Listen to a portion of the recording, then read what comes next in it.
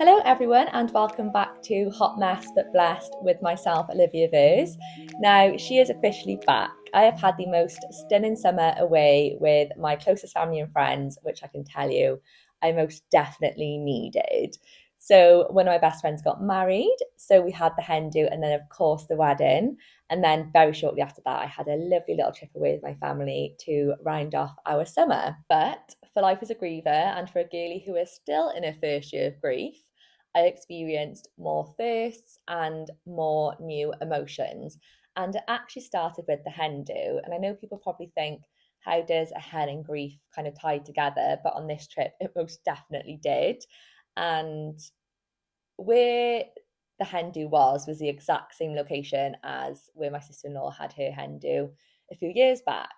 And on that hen do, my dad, in true Tudor style, made the most grand gesture to finish off the hen weekend. And as soon as I turned up to the campsite this year, those, like I said in my previous episode, those memories, those emotions all came flooding back.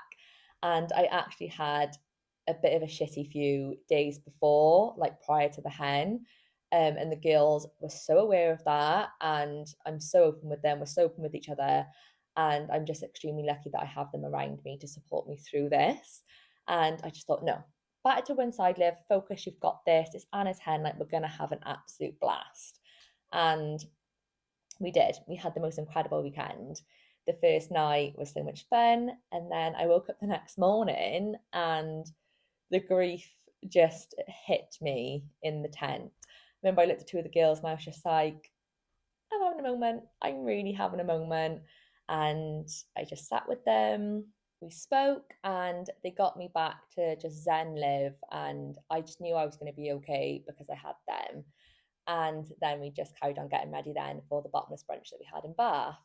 So one of the girls actually came to my mum and Tudor's wedding, and when we were pulling up to this bar, she was like, this is definitely one of the places we came for mum and Tudor's wedding.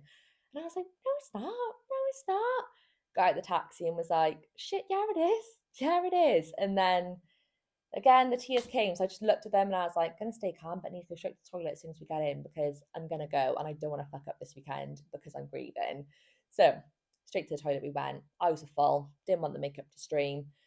Couple of deep breaths, back out we go. Sat on the table, looked out, soon realised then, bang opposite the bar we were in was actually the registry office that they got married in, and I could see new couples walking out the door. I could see the staircase where we had all the pictures on their wedding day. And I looked at the girls and I was like, honestly, I was like, I can't. And one of the girls was like, do you want to swap places so you're not looking out the street? And I was like, I don't know why, but I kind of want to look out the street and I just don't know why. So I was a little bit distracted for a while, also trying to play it down so Anna didn't notice. And Anna, you still don't know that happened, I don't think, unless someone told you. But it was all happening. And I was like pulling myself together and I was like, enjoy your fucking weekend. Your best friend's getting married. And if I'm honest, I definitely did not take into consideration the fact that my mum and dad got married in Bath prior to on the hen. So all these emotions took me by surprise completely. And when I got back to the campsite, I just felt so deflated and the grief was so heavy on me. But just me being me and my personality and my nature is just always like, even if I feel like shit on the inside, I want to put on, some kind of like front, I guess you could say, and just maintain that happy character and that bubbly character. And I know my friends would literally be like, do not be so ridiculous. Like if you're feeling like shit, you don't have to force anything. But it's just me, like I just always want to give and make the vibes good and really try and give that energy.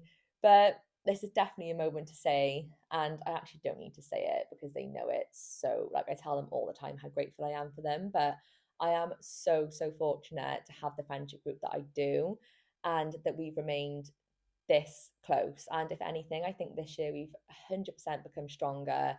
And that is even through obviously one of us getting married and then the other one of us losing a dad. And these massive life events 100% tie you together closer, which I actually love, even though the worst thing has happened to me. I just love how much love and support I'm wrapped up in by them, because I know a lot of people, when they go through grief, they actually lose a lot of friends and they notice who really does matter and who doesn't. But I'm so fortunate that in my scenario, the people around me have stayed exactly the same, and they've all shown me the exact same amount of love and support, and no one's like lacked in it. So with that being said, between my girl group and then my best friend as well, I actually owe a lot to them for how, and obviously my family as well, that's just a given, but just how I've maintained what I think is quite an upbeat and positive streak throughout this grief so far. Like 100%, don't get me wrong, I have my shit days, but I actually feel, this is going to sound cringe, but they've kind of kept Live alive because I am such a bright and bubbly personality. I feel so encouraged by them and so much support by them. Like if I want to cry, they'll let me cry. If I want to laugh, they'll let me laugh. And at the moment where I've spent so much time around my friends, and I'm continuing to spend so much time around my friends, I can 100% feel that spark and my personality just coming back. And I don't feel guilt for that because, and I don't think anyone should, because I've mentioned previously, with grief comes a lot of guilt. And it sounds cliche, but that person would so want us to have this version of us back. Obviously, it's not the one prior to them dying. It is a completely new, different version. But Tudor would be like, where's that Liv I know and love? Bring her back, give her to the people. And I can feel her coming back. And it's just such an amazing thing, even though it's through the worst moments of my life. And I was actually, this is going on to a bit of a different point, sorry, but I was actually watching Sex and the City the other day, and it's just like that, the new one. And they were saying in it that the second year of grief is actually worse than the first. So I turned to my best friend and I was like, surely this can't be true. Is there worse ahead? Because he's lost his dad as well. And obviously every person is different. And he was like, I think the first year is fucking shit as well. And it just made me think, because recently I've been having moments where I've noticed the grief is a lot lighter in the last couple of weeks. And I don't know if that was because I've been busy or whatever, but I was beginning to notice it was weighing a lot lighter. And we're the first, obviously, since the end of January, my life has been hell, and the grief has weighed so heavy. It's been so dominating of every day, and you just want to burst out crying, and it physically hurts because fuck me, when the grief hits you physically, it's so hard. And where I felt so different recently, it has made me just wonder if I'm experiencing like a bit of naivety or a bit of disbelief again, or vulnerability to the first year. So when I saw that statement made, I thought, oh my God, maybe I am right in what I'm thinking, and that I'm just being a bit naive and vulnerable, where I am feeling okay at the moment. But then I just thought, like I always see through the grief community, you can have a good couple of weeks, a good couple of months, and then it can hit you like a ton of bricks. So I'm actually going to appreciate these lighter weeks at the moment, because I know there are worse days ahead. Christmas is coming up. That's going to be a horrible and horrendous season for me and my family. And I know I'm going to struggle again probably around that point. So you've definitely got to take every day as it comes and just feel what you feel. And when you feel good, take it, take it, because God knows what's around the corner. And I remember actually speaking to, not long ago, a girl that I know of, and she's also lost her dad, and having quite a lengthy conversation with her from, like a father-daughter point of view, and losing our dads in our 20s and quite similar, like sudden instances. And she was explaining how she's finding it quite tough at the moment. And I think she's about 5 years down the line, I believe. And my best friend as well, he's 6 years into it since his dad passed. And that's where I just know it's a constant journey, it's a constant motion. Because one of the lovely girls I was talking to was saying how she's got a couple of, like, a wedding coming up, and we had a discussion around that, father walking the door stand the bride moment, which we'll never have, and how heavy that does hit. And in this grief world, in this grief community, it is that instance of, you don't think you're ever going to be that person until you are that person. So with my experience so far, I've been so keen to connect with other people who have experienced grief and the loss of whoever. And I've it's definitely a coping mechanism through my grief as well. It's 100% helping me. I want to hear other people's stories. I want to hear about other people's lives and how they've dealt with it. And it's really something that I feel quite passionate about at the moment.